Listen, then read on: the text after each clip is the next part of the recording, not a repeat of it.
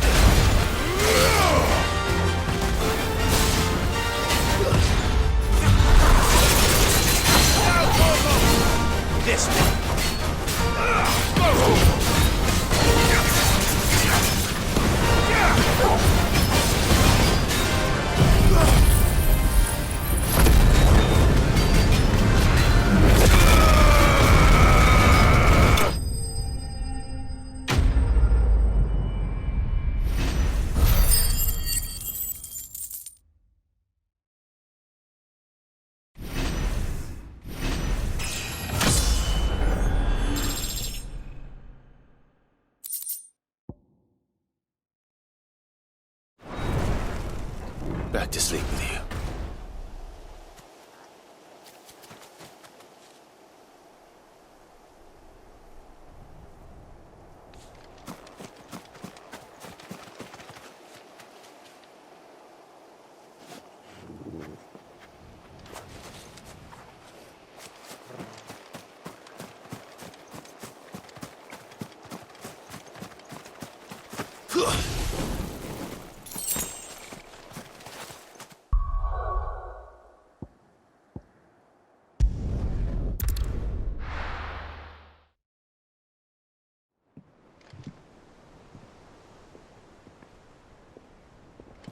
I wonder how Hippocrates is getting on with the moon dew.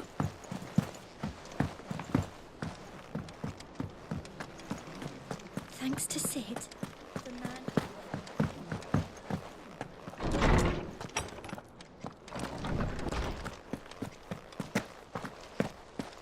Welcome back. I hope you two had fun while I was busy helping Hippocrates. Ah, Clive. Hippocrates has all the ingredients. We were just waiting for you. How's work on the shielding progressing, Hippocrates? Well, very well indeed.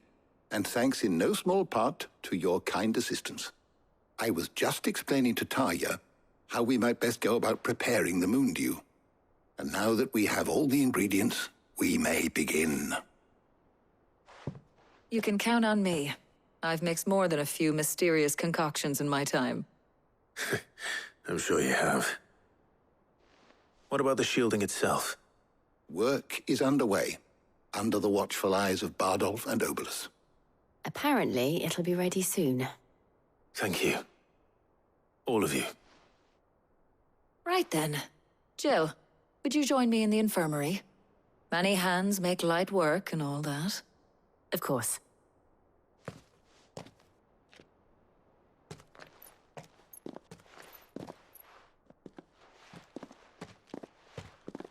Oh, and Clive, thank you.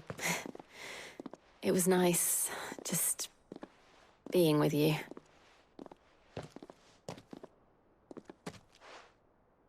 It appears our work here is almost at an end. A shame. I was enjoying playing the man of action for once. When both the shielding and the moon dew are ready, it will merely be a matter of applying the one to the other. Followed by a rigorous process of testing and retesting, of course. Perhaps someone ought to warn young Mid of that. Leave it to me. Thank you, Hippocrates.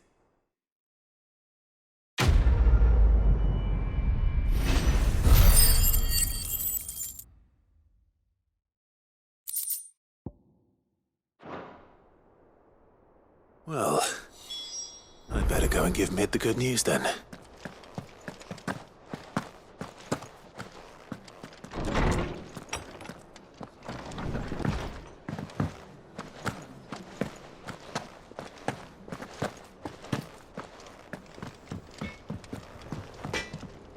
Back, are you? So, will it be?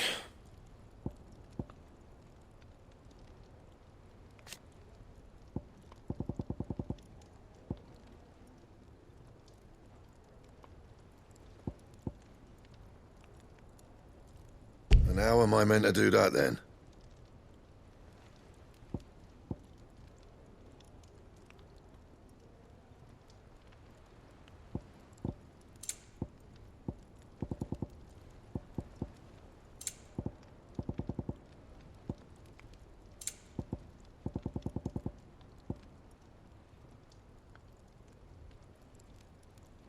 That it?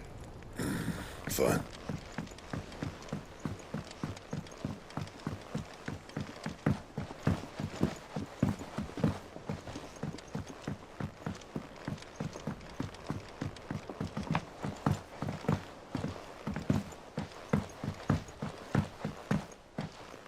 Mid hasn't been I have done it, Sid. I don't have any pictures. I have learned all the letters.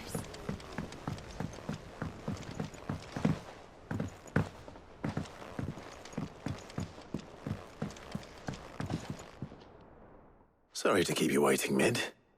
But you'll be pleased to know that work on the shielding is underway. You found something for it? In a manner of speaking, Hippocrates knew of a substance that's highly resistant to heat. A coating that should provide the protection you need. He's supervising the construction and testing of the shielding as we speak. Brilliant! I knew you wouldn't let me down. Don't thank me. I'm just the errand boy. Right then, better start working out how to bolt all these bits together. To the Black Hammer!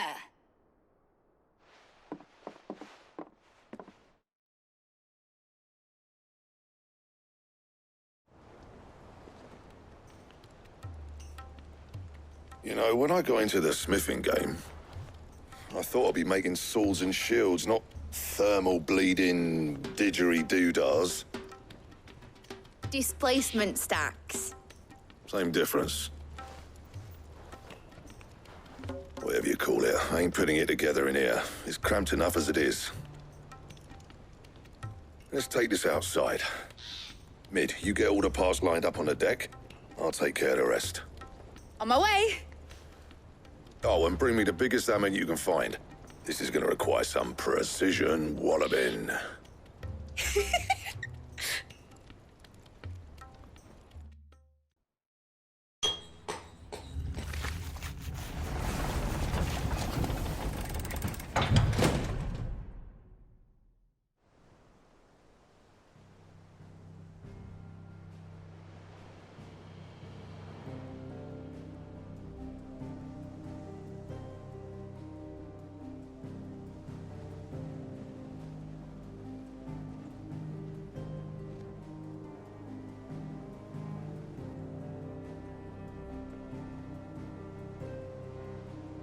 It's finished. It's finally finished. Thank fuck for that. I'll be feeling my hammer arm for weeks. Thank you, Clive, Blackthorn, everyone. That's one down and just 3 more to go. I'm sorry. Oh, didn't I tell you? The Enterprise has 4 mithril engines, and we'll be needing a displacement stack for each. You don't mean... Don't worry. Now they've got a finished one to work off, my gang in Canva can build the rest. Good luck to them, I say. Right, I'm off to get a sling for this elbow. Any other work comes in, keep it to yourselves, eh?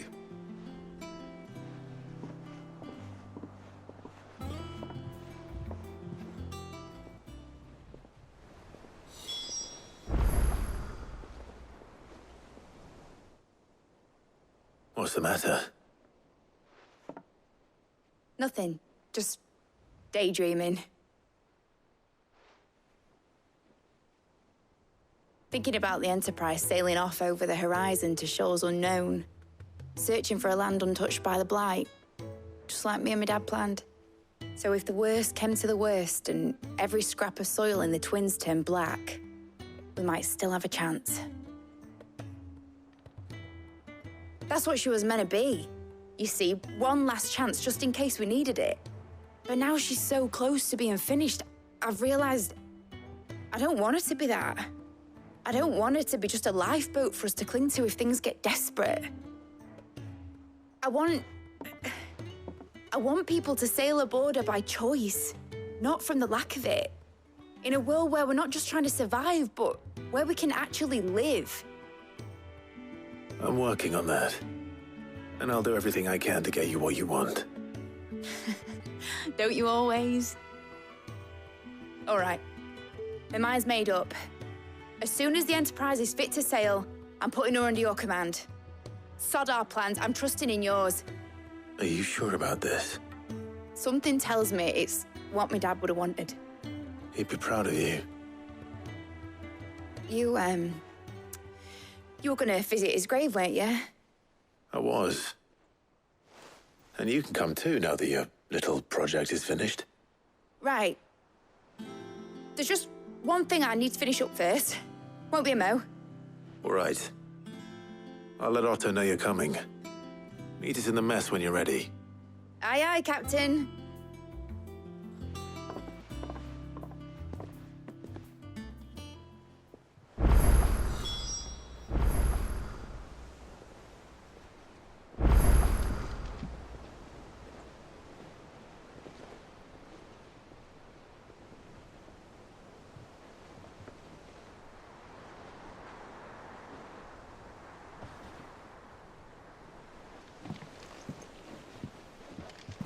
Is that the thing Tomes held? Hugo Kupka's dead, isn't he?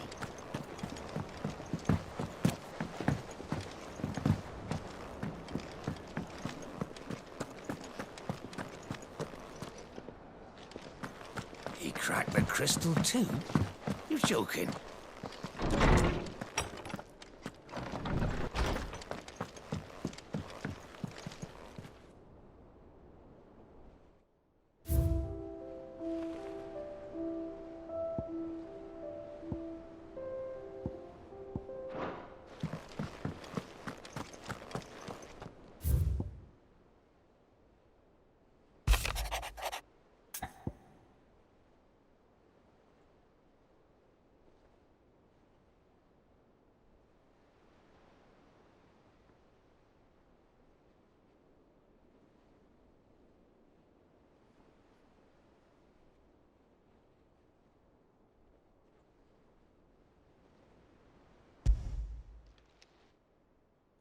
Hopefully it's nothing. But I should speak to Blackthorn just in case.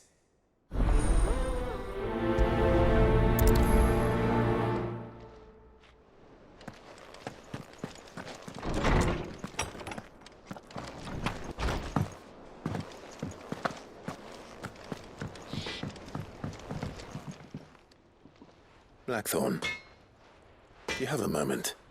Not really, no. This won't take long. I just wanted to ask how you're getting on. August was worried about you, that you might still be doubting your craft, even after learning the trick of that cuirass. Is there something else weighing on your mind? Perhaps sharing your thoughts might help. That bastard's like a dog with a bone. Still, he's got a keen eye, I'll give him that. He's just, well, Karen showed me something. Something I've never seen before. And that was? A sword. An odd-looking thing with a single-edged blade. The metal itself wasn't anything to write home about, but fuck me, the edge on it. You could slice a man clean in two with a weapon like that, and he'd be halfway home before he even realised he'd been cut. So that's what's troubling you? No. Not troubling me exactly. More distracting. Can't stop thinking, how do you get an edge that sharp? It's driving me mad. And if you knew how to do it, we could arm the curse breakers with even better blades. That's about the size of it, yeah. I'll see what I can find out. Sharper swords are always welcome. And we can't have our master blacksmith being distracted. You're a soft touch, you know that. But I can't say I'm not grateful for it. Good luck, eh? Thank you. Let's see what Karen knows about this sword.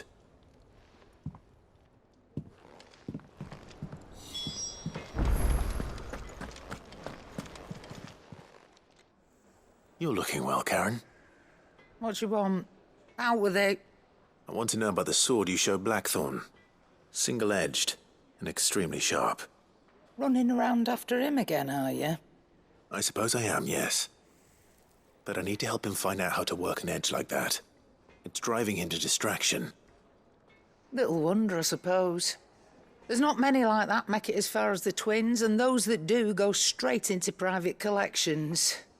Which made it nice and easy finding a buyer. Can you tell me who bought it? Where is it now? You think I tell people who my clients are? Suppose you're not likely to go nicking him off me, are you now? Fine. If you stop mooning at me like that. Lord Ignac's the man you want. Dalmekian bloke. Collects weapons and the like. And he's got more money than sense, which is why he's one of my favourite clients. Reckon he'll still be at the inn in Dalamil, where I left him. Thank you, Karen. Oh, and he's a touch eccentric, if you take my meaning. I appreciate the warning.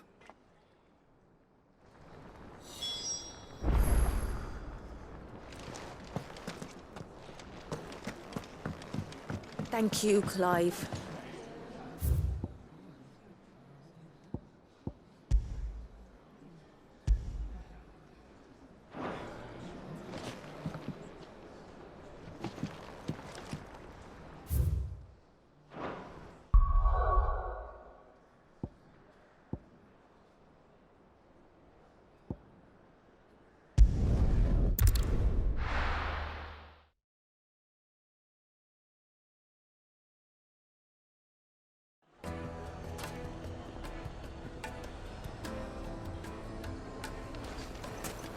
People take notice of wealthy men. Shouldn't be too hard to track down Karen's collector. The whole Mother Crystal gone. What are we gonna do? Calm yourself. We don't know for sure. Back again, are you? A tremor. Any more trouble and you'll be barred for life, however deep your friends' pockets might be. Here, you. Listen. I've got this theory. The Fallen. I don't think they all fell. Some of them are still living among us. You could be one of them. I could be one of them.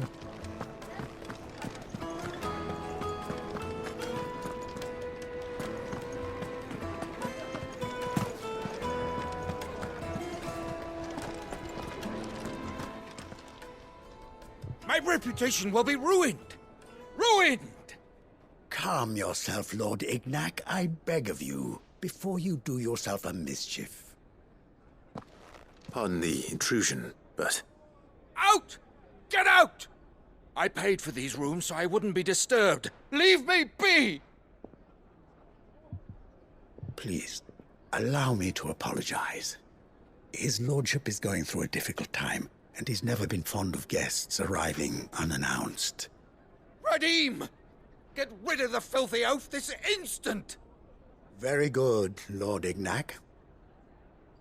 Would you mind stepping outside for a moment?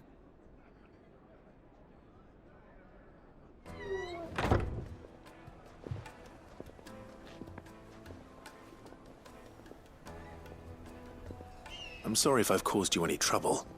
That? No. That's just how his lordship is. Though the morning's events have left him somewhat fractious. He has been dispossessed of his luggage, you see. The thieves also made away with a considerable amount of coin. Coin the innkeeper will soon be keen to collect. I don't suppose a certain blade was among the stolen items. A single-edged sword. It was purchased from a merchant friend of mine. Ah, you know Lady Karen. Yes, I'm afraid it was. Then I'll retrieve Lord Ignac's luggage. But I have one condition. You have but to state it. You are welcome to anything that is within my power to grant. I want an audience with Lord Ignac. A few minutes should be enough. Then I'll be on my way. A condition I would be a fool to refuse. Of course, you shall have your audience. I don't suppose you saw where the thieves went? I did not, no. Though some discreet inquiries made on his lordship's behalf mean that I know where you might find them. The bandit's bed. Every ill-gotten coin in Dalamil is said to pass through that disreputable corner of the Valcroy. And that's where I'm heading. I shall speak to Lord Ignac in your absence, and arrange for an audience upon your triumphant return. That will be very kind of you. Farewell, and best of luck.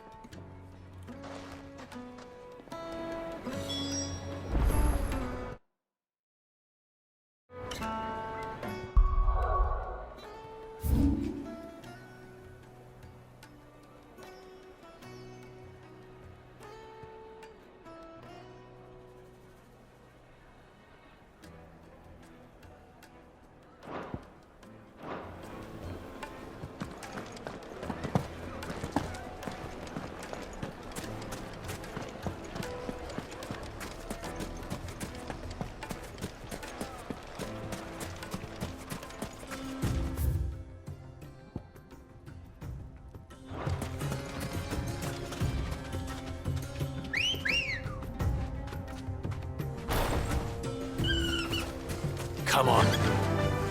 Yeah!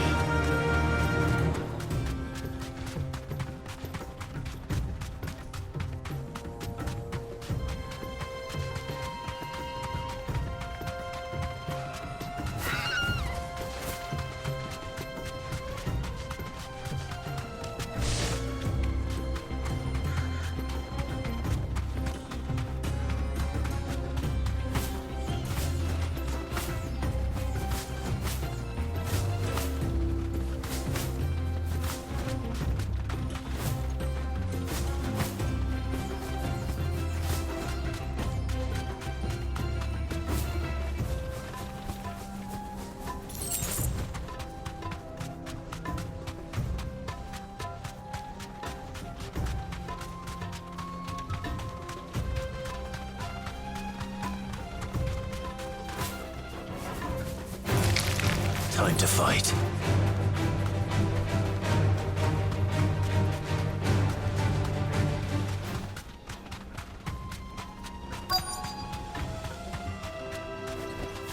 Thanks, girl.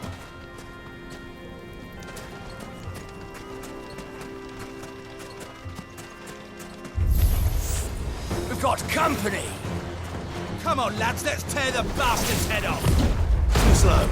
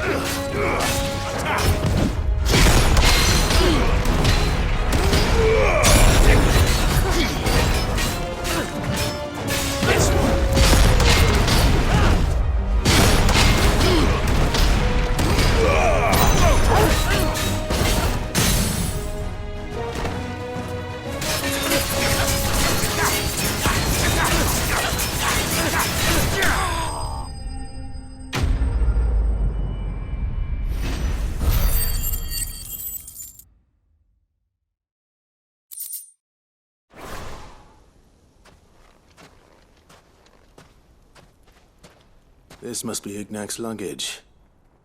Nothing seems to be damaged. All right. Let's get it back to Delamil.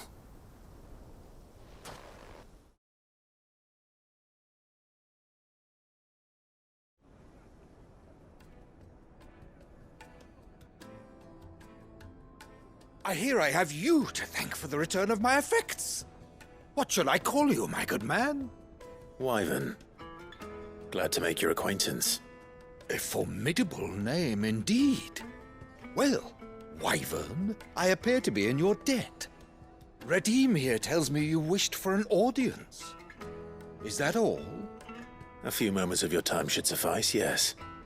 You're a peculiar fellow, Wyvern. All right. Speak.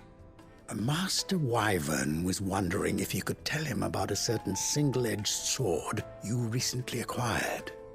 Oh, a true work of art, that one.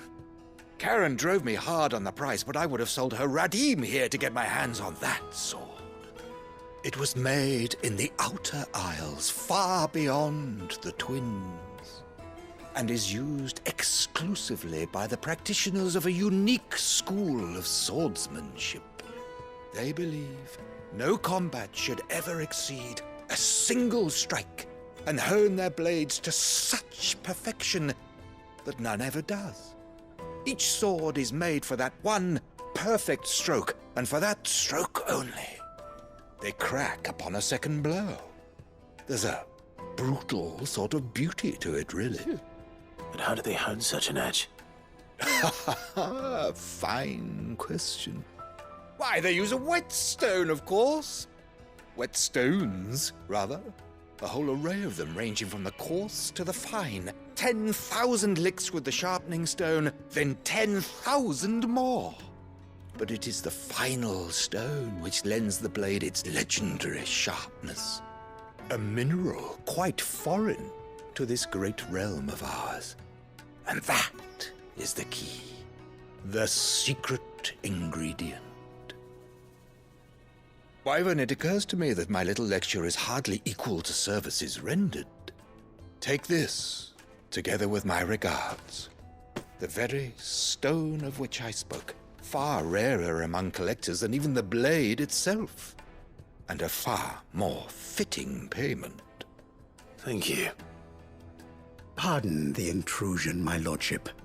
However, it is long past time we prepared ourselves to depart. So it is. I am locked in bitter competition with a rival collector of curiosities. I am one step ahead of the unscrupulous scoundrel, but he is hard at my heels. And there are many other collectors out there. Too many to count, but only one do I consider my nemesis. Lord Byron Rosfield. And is a perennial thorn in my side. I can imagine. Farewell, Wyvern. May our paths cross again. Radim, we mustn't dawdle.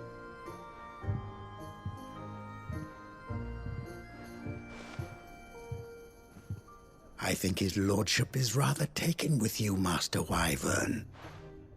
Thank you again for your assistance. Coming, my lordship. I'll be right there.